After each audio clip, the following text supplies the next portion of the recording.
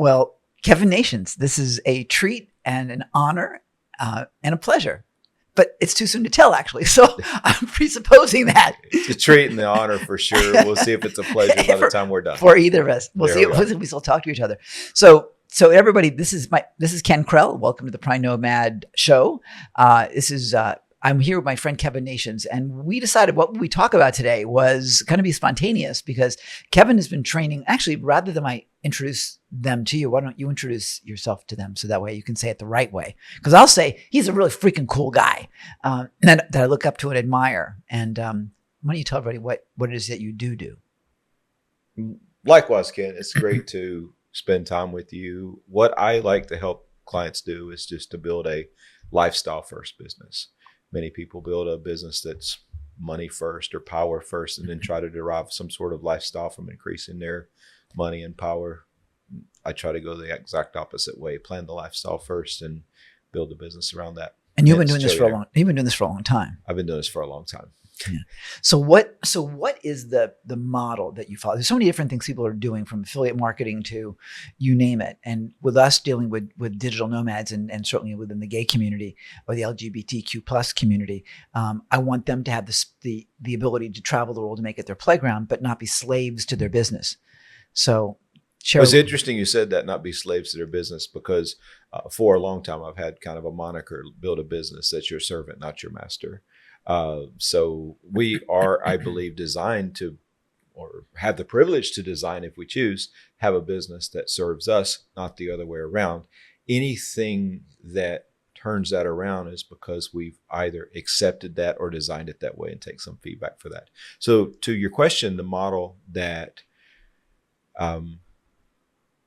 I utilize, or even maybe an expanded, generalized version to be great for your Pride Nomads. Is that, they get the branding right? That's it. The Pride Nomads. Well done. And also the non-Pride but proud nomads of all sorts. Either way. We are equal opportunity, man. Exactly. Either of those and or both of those inclusive is, for me, much of even my forward branding is about promising to, in my own life as an example, and through my client's life as an example, to get the most results with the least amount of effort. I have a story that I've told for a long time about a mule and a magician, and just talking about, a mule actually is defined a lot of times by the effort that he provides, where a magician is defined by the outcome that he or she provides. And in much the same way, much of our constraints within our business are a result more of our agreements than maybe someone's pre-expectation or a business's pre-expectation. So if we tell our clients, I'm going to show you how to get the most done with the least amount of effort, then perhaps, if they buy into that as a part of the pre-agreement, provided we get the result with and for them, they're going to celebrate the fact along with us that we have an efficient delivery, and they can learn to model that. Okay. If, on the other hand, we tell somebody, I'm going to work so hard for your success, then they start measuring the value they get from us by how hard they can see us working. And that brings us into that constraint, maybe or maybe not because it was a preconceived idea, but because it was part of our agreement that we set up. We put ourselves into that prison, and we took that freedom away from ourselves without the client initially demanding it. In fact, if we had framed it. So a lot of what I do is teach my clients how to find the most efficient way to deliver whatever service it is to their clients, so that their clients along with them start celebrating their efficiency and their profitability, versus having some sort of angst when they see their service providers, mentors, vendors being profitable and successable. That's cool. And it's a cool way to put it, because I hadn't thought, I know of you to, we've known each other for a long time, but I really haven't known years and years. Yeah, but I've not been in your program. Yeah. Foolishly. I'm not even sure if I'm on your list, actually. I don't have a list. I don't mail people. Well, that's probably why I haven't got anything from you. There you are. But what I know of you is the model for how you sell people into high ticket programming, which is freaking brilliant, I've got to say.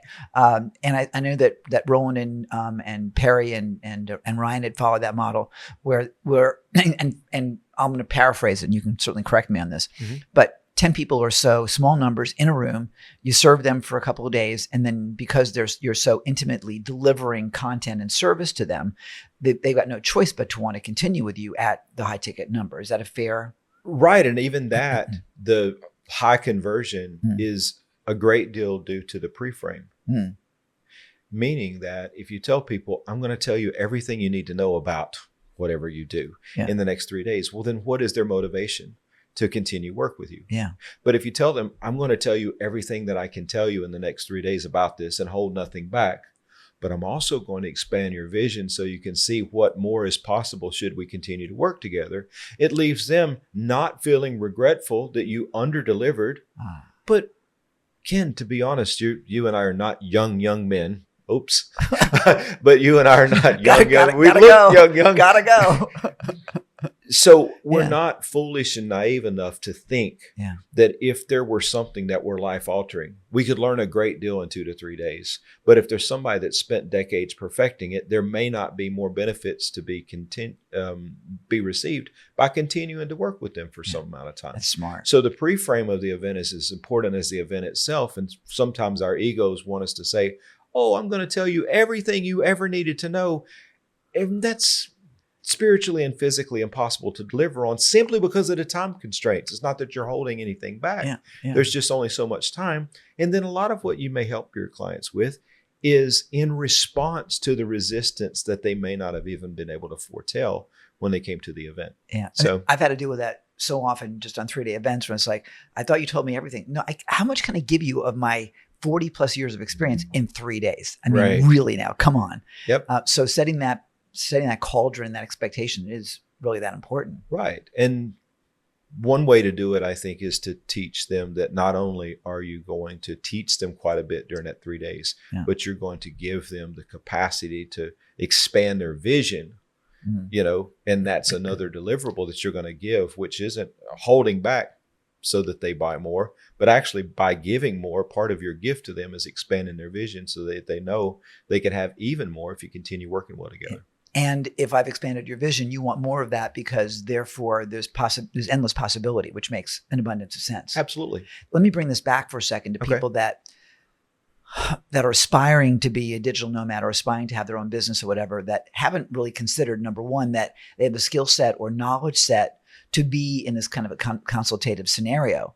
What would you say to someone who really is a person that wants to make a shift, but is just getting started? They may not have the skill set. This is just a reality that sometimes isn't considered. And if that's the fact, I would bring them back to the Renaissance period or many periods in history and even in the present. Become an apprentice for somebody who's doing things great. Learn a skill. Don't discount the benefit of learning a skill and think that you need to go so quickly out to promote something that maybe isn't developed enough to be valuable, and then ruin your reputation, maybe even like dilute your character as well. So take some time. If you feel like you do, then spend your time marketing that unapologetically. But if you feel like you may not, that may be just fear operating irrationally. And it may be fear that's very rationally based, and that somebody should pay attention to that. But it doesn't really take long in today's society to begin to master a skill, at least to the point that it is useful for a group of people to invest in. So a few months or a couple of years might be a huge leap forward for them if they just decided to be patient. Well, you're having me think about being the chapter ahead. You know, I mean, if I wanted to learn stocks, I'm not going to go to Warren Buffett. I'm going to go to the guy who's making some money today, who may never have, be at that level. So that makes an abundance of sense. Absolutely. Because I want to give people the comfort to know that no matter where they are, they can take that leap in whatever they want to do. And I guess my sense is that if they don't feel that they've got the skill set to be a consultant or a coach or a counselor, they can still sell stuff. Someone can sell for me all day long. Absolutely. And they could find things that don't require them to be in any one particular place. With the advent, we literally as a universe just went through 2 years of proving that virtual work is possible for everyone. Yeah. So someone who cannot learn from that now and use it to their advantage perhaps should think of it. Where do you see the biggest opportunity now? I think the biggest opportunity is with the individual to ask them. There's 3 questions I like to ask in your nomadic portion of your brand. That half of your brand is really beneficial. And one of these, first of all, how much money do you need to make? And this isn't the revenue of your business. This isn't something to report on a PowerPoint or a spreadsheet. This is what you need to sustain yourself and the lifestyle that you're going to do. If you're going to be nomadic, that could be maybe you decide that your freedom is worth a little bit less cash flow. Maybe you don't make that concession, but what's the amount of money you need to make? The second, and that these are 3 like sacred elements that I recommend people put down on a sheet of paper and ask themselves these questions before they go try to look for opportunities, find what they want that opportunity to provide for them. First thing, non-negotiable, is the money. Second is the model. And this isn't, oh, I want to be a coach, I want to be a consultant. The model is, I want to wake up and make videos every day. Or I want to wake up and do audio interviews. I want to get in a fancy hotel suite in Orlando and do a podcast over and over and over, or throughout the world. Yeah. Or I want to have a small consulting group and get on Zoom with them at a particular time every, once a week and do that. What's the model? What do you like to do with your time? Because if you're doing something you actually enjoy doing, and you're doing something that brings you the money that you're doing, you're probably not going to attempt to sabotage it. And then finally, critically looking at what is the magic you bring to the world. And this isn't people get hours of my time to talk about their X, Y, Z. It's that when someone works with me, they lose weight. They have better engagements with people romantically. They have better engagements with people spiritually. They are more effective in their marketing. When someone works with you, what is the net change in their business or their life or whatever your area of focus, whether that's through an agency, a service, a product, or a consulting service, whatever that might be. So if someone will put those 3 things down and discover them for themselves, I think that the business model, whether it exists now or whether it's something that comes out of that little study, will be very, very clear. As you're saying this, my mind is spinning in the back, which is more than normal. Okay. And what's occurring to me, which I think occurs for so many, and you'll validate this in a second, I think, is how many people don't recognize the value that they really do give to the world. Because I know that's been a thing for me, where I've had to go and ask people, well, you've worked with me before. What's my skill set? What do you see as being my secret sauce? Do you experience that a lot with your clients? Yes, and I'll tell you 2 reasons why. You and I both, I'm sure, in the era we grew up riding bikes. Yeah. The effectiveness of your bike staying on the road was based on the weakest link in the chain. Yeah. If the weakest link broke, nobody cared what the other links did. They were all on the ground. Yeah. And I'm sure you've probably repaired a few bike chain links and put them back together. I'm still a cyclist. Well, perfect. Yeah. So Yeah. Even as an adult, it's the weakest link in the situation. Yeah. So many people try to define their business they think that it's defined perhaps by the strongest link, but then people ask them, oh, well, could you just do this as well and do this as well? And they bring in talents that they may not be that great at. Maybe not proactively, maybe proactively. They see a competitor doing it. It's like, well, we've got to add this, whatever. And so they bring in weak links in their business and they become judged by that. They perform poorly in that weak link, and it may dilute, at least, if not mitigate, all the good work that they do. So I think that many times our businesses are more defined by what we don't do than what we do. Yeah. Keep the weak links out when you may not even need them, just because there's some temptation to compete with others and things you're not that great at. And then secondly, it's the weak links. 100% of the success that I've had, and I have been, I think, privileged to have a pretty good reputation in the marketplace. If not 100%, so near 100% has been because I have been able to attract, and as I started realizing what I was doing, attract people who were high quality implementers and keep away people who were faithless, perpetually frustrated people. And it's a temptation because, that money is so playing to, we've got our Madonna side in the business that has these holy intentions to do well. And then there's the prostitute on the other side that's like, yes, but it's $7,000 and I need a new bike. Right, right. Right. Yeah. And so, but that sometimes the short term violation of our principles, and I'm not even talking about this from a moral standpoint, but rather from an alignment standpoint, violation of our principles brings us people who are going to be a net parasitical on the group that we put together. And the people might debate, I'll just work with them one-on-one. They still drain your own energy to the point that you're not excited about serving perhaps people who would have better energy. And so I think that client selection and promise selection are two of the things that define a business and give a business a good or bad reputation, and maybe gets businesses bad reputations that needn't to have gotten them because they take on things that they didn't need to offer, that they weren't that great at, or they take on people that they didn't need to take money from, that they weren't that great at being aligned to. So if you can avoid those two, you know me a little bit, don't you? I have made those mistakes or had the wrong client. Lovely, wonderful people who also paid me lovely, wonderful money, but have not done the lovely, wonderful work. Yeah. And that sucks the soul for me. I mean, it does indeed. And then you're not even fit to serve to serve the rest of your clients because you're not going to everything joyful. You're like, well, what if they show some of the same, hopefully there's nobody, you don't have any clients named Patty, but what if they have the same like negative traits as Parasite Patty? Right. What if they start showing some of these traits and we go into even other like very sound, connections, client relationships with trepidation that needn't be there. So I want to bring this to another question. And actually there's two that I want to ask you. Number one is how did you get started? Because here's the thing that I know about Kevin Nations is you've got a freaking great reputation. Oh, thanks. You don't really advertise, but everyone that knows you loves you, which is, certainly testimony to, because bad news travels faster than good news.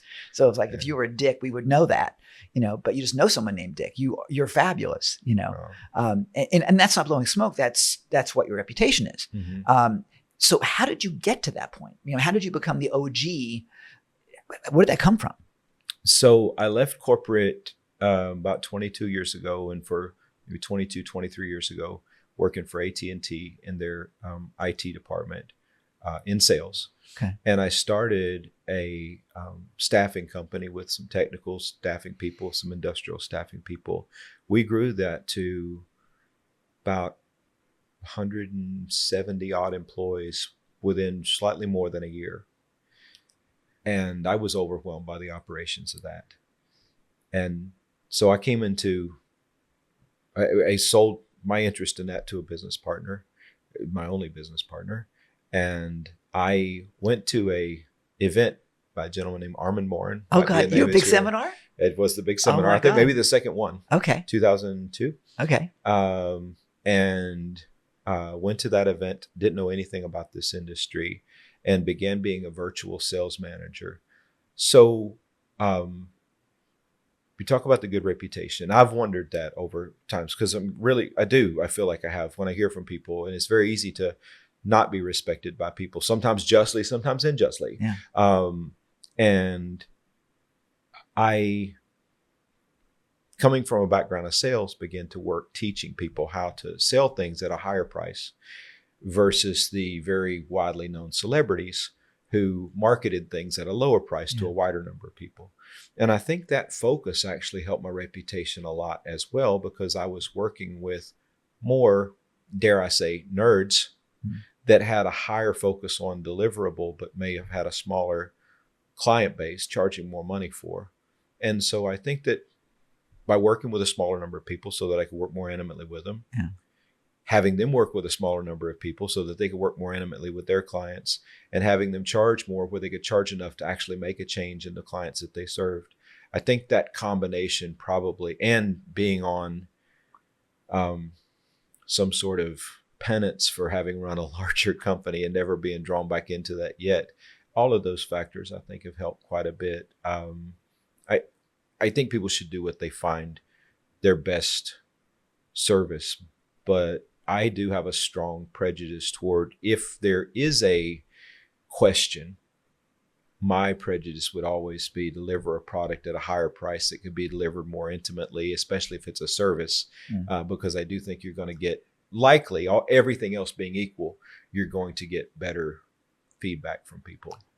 You know, and as you say that, I'm thinking, because they've done the work and they've gotten the result, they're more likely to brag about that result, and therefore build the I don't want to say the mysteriousness of it, but build the reputation for you without you having to do it. Yep. Which I think is probably what you've been able to build, because I think that's as much, no, not to interrupt you. No, go ahead. I think that's as much a testament to the type of people that came along as it is a testament to me specifically. I was just fortunate. That was my skill set, and it aligned with a really great group of people. And so I'm not trying to take any credit away from me, but I think a lot of it was just having the good fortune to work with really, really good people. And I was going to ask you how intentional you were about who you chose.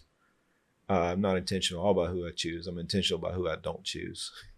Okay. And I think that's the success of a service business is by who you choose not to do business with. Yeah. You already know who's going to. Well, I can tell you, I come from a background of Christianity, and this might sound a little sacrilegious, but if they come in wanting to worship you, they're going to crucify you within 3 years.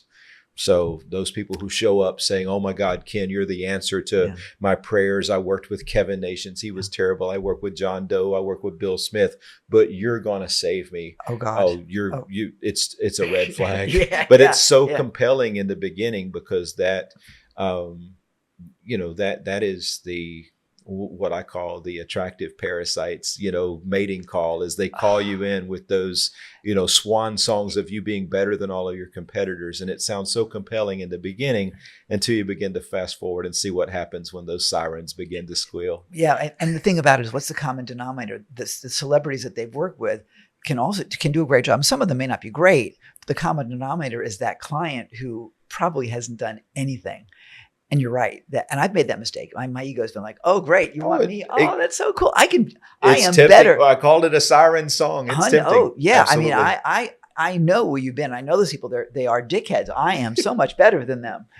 Oh, no. And and some of the people that I thought would be the best clients, because they're bright and they're smart and they're known, they're the worst. They're just so yeah, I think you're 100% right with that. Because I look at you, and I don't want to say I want to be you, but the model that you got, which really is, it's grounded. It's grounded. And I think that what I want our audience to take away from today is that you can build a business that is lifestyle centric, based on what they want to do. And is it going to happen overnight? No. This was an overnight sensation that took how many years to build? It was pretty successful from the beginning. If you start rejecting those people who you know aren't a fit deep in your heart, but your ego wants to be the savior. If you reject those early, you'll take off more quickly than you think. I think law of attraction has something to do with that. And law of rejection. Yeah. So really quickly, and I know we're wrapping up, but the law of attraction expands the ceiling of what you're able to dream for. But gravity always brings us back to the floor. The law of rejection determines your business operates at the lowest level that you will tolerate. Fair enough. Mr. Nations, it is a joy and a pleasure to be with you, young man. It is fun. Thanks, buddy. What's the best way someone can get in touch with you? Chillionaire.com. Okay, that was chillionaire.com. I love, we got that on the show. I love that. Perfect. I absolutely love that. Thank Appreciate you for being with us today. You're awesome. Thanks, Ken. Thanks.